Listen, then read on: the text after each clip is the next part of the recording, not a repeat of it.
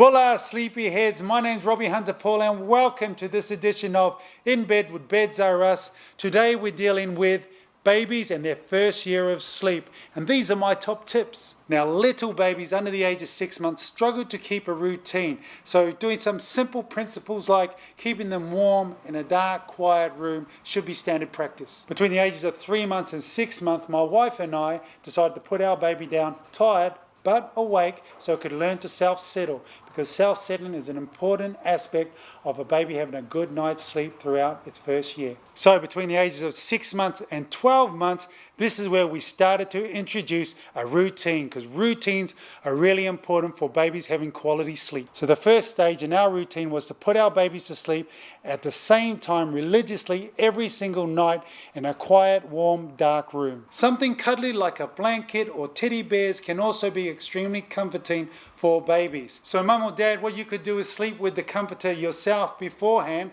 so it picks up your scent and give the baby an extra source of comfort. If you haven't mastered it between the 3 to 6 month, continue to try to put baby to sleep tired but awake so it can learn to self-settle. Personally, we never let our babies cry or scream themselves to sleep, because apparently the cortisol levels rise with a stressed out baby, and that stress keeps them awake. We could expect 5 minutes of grizzling, but if the stress levels got above that, what we'd do is go back in and gently pat them back to sleep. Like we would all want to, ensure baby has a long lunchtime nap to make sure they don't wake during the night from overtiredness. So again, tired babies have raised levels of that stress hormone cortisol, so making sure babies get a decent nap during the day will allow them to have better health and well-being overall. We would give our babies protein at lunch and carbs at tea to keep them full throughout the night. Well, you know what it's like. After you have a big feed, all you want to do is have a sleep, don't you?